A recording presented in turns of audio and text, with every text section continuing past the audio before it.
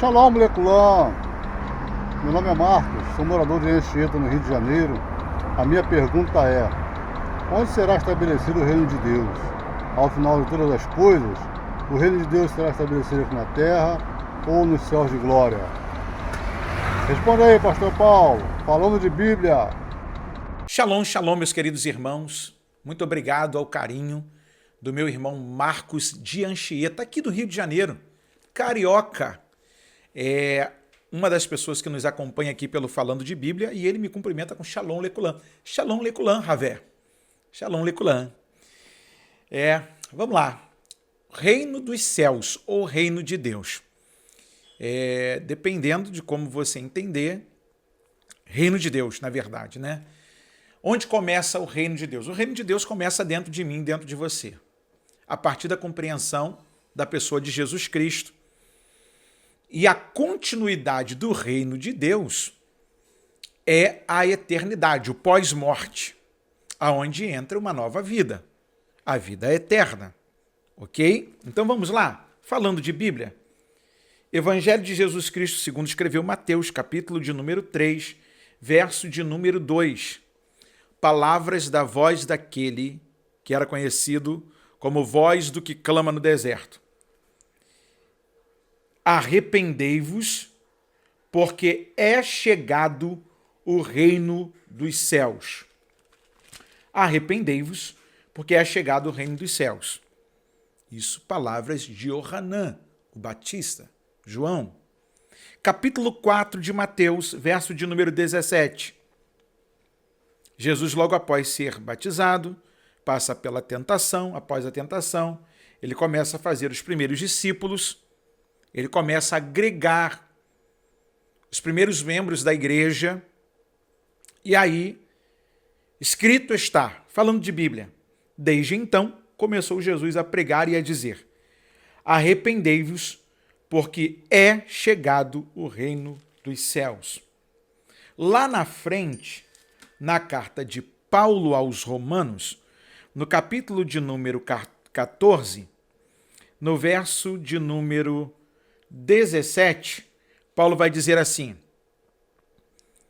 porque o reino de Deus não é comida nem bebida, mas justiça e paz e alegria no Espírito Santo. Porque o reino de Deus não é comida e nem bebida, mas justiça e paz e alegria no Espírito Santo. Meu irmão Marcos de Anchieta, a gente precisa entender que a pessoa de Jesus, na forma salvadora, o Verbo encarnado, o Mashiach que cremos como nossa salvação e que para a compreensão judaica ainda não foi despertado para alguns, mas para outros sim, como o grande judeu Shaul, lá de Tarso, Paulo de Tarso, que posteriori é conhecido como Shaul Shalia, o apóstolo Paulo.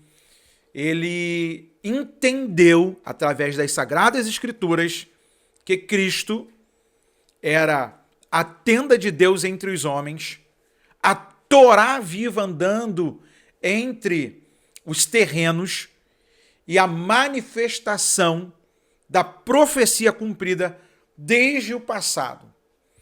E aí eu preciso lembrar que as pessoas daquela época entendiam que o reino que eles estavam esperando era um reino que viesse para provocar brigas, provocar lutas e assim dominar sobre os seus dominadores e libertar os judeus da opressão romana. Só que o reino de Deus é um reino espiritual.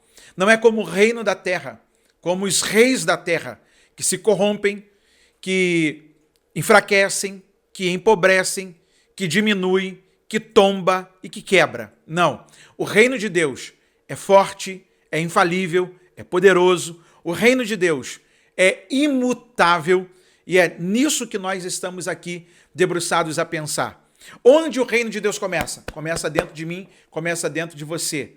E quando esse reino de Deus me invade, ele então me transforma numa nova criatura e eu passo a proclamar as grandezas e as glórias deste reino.